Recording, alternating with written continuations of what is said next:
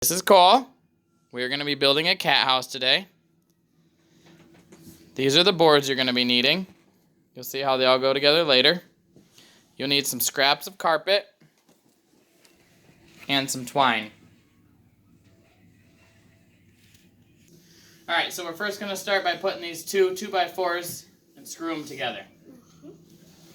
Put them like this so they're equal and even. And then we're going to screw them together. So I pre-drilled these holes to make his life a lot easier.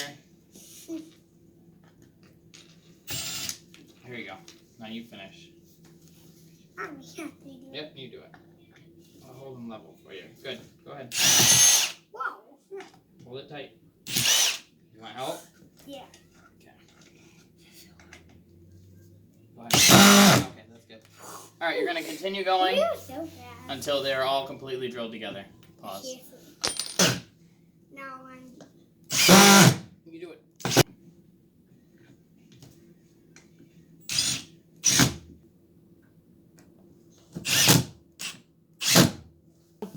Okay, now these two 2x4s are now screwed together.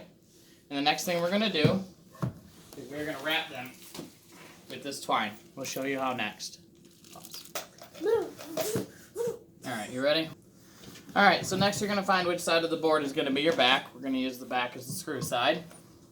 You're going to want to hold down the very end of the string with a staple. Then we're going to staple it down. After that, we will wrap it with hot glue to hold it in place because we don't need staples, only at the ends. Alright, now we secure the end with a staple. But for the rest of it, we're going to use hot glue. So what we're going to do is tightly wrap this around the 2x4s. When we get to the other side, just use a little bit of hot glue to hold it in place. Like so. Now we're going to continue wrapping until we wrap the entire thing. So every time you get to the other side, place a little bit of hot glue. Set in the hot glue. It's until we wrap the entire board. Alright, so while you're doing this, make sure that you're pulling it very tight. Because if you don't pull it tight, it won't look right. It won't hold on correctly. So each time, make sure you put it down a lot of glue. Since the cat will be pulling on it with its nails, you make sure it's very tight. Alright, so as you see, this does take a long process, but you want to make sure you use enough glue so when the cat pulls on it with its nails, it doesn't rip off. Otherwise, all this work will be in vain. And every time you go around, make sure you pull it really tight, because I'm only gluing two sides of it. I'm not gluing these sides. So, if you glued those sides, you won't have to worry about pulling it so tight. But since I'm not, you do have to worry about pulling it so tight.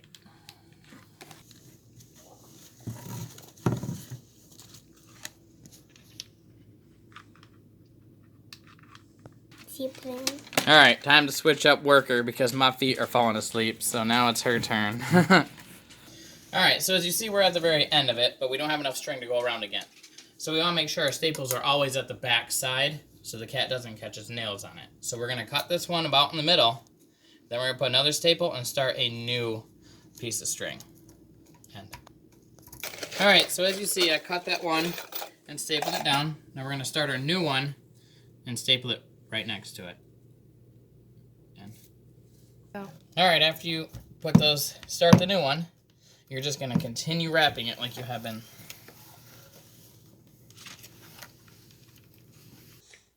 No!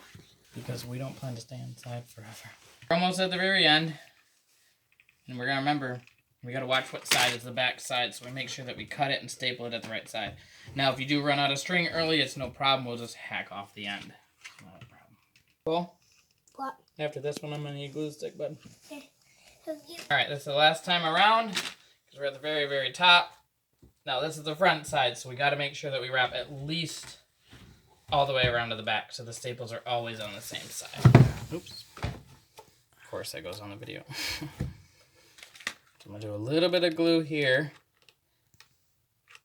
Actually, a lot of bit of glue. Pull that really tight.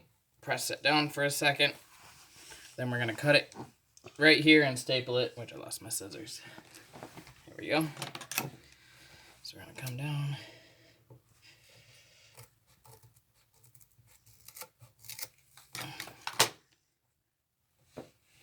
little bit more glue at the end. Then we're going to put one more staple, and then we will be done wrapping this. This is the most time-consuming part. This is when you're going to lose any of your endurance. Once this is done, then the press will go quicker.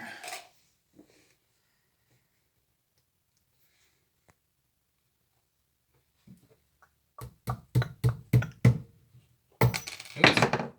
Not like that. It fell. Finished project, or part of that project. Alright, now that the post is done, we're going to be moving on to the base. Now I have some scrap pieces of carpet left over from my last remodel, so that's what we're going to use for this. So we're going to want to find a piece that's just a little bit bigger for the base. The other ones are going to need to be a lot bigger, but for the base, it doesn't matter if it's only a little bit bigger. So we're going to start by stapling this on, then wrapping the sides around and cutting it to fit. Good. Now we're going to do another one over here. Yep. Go ahead.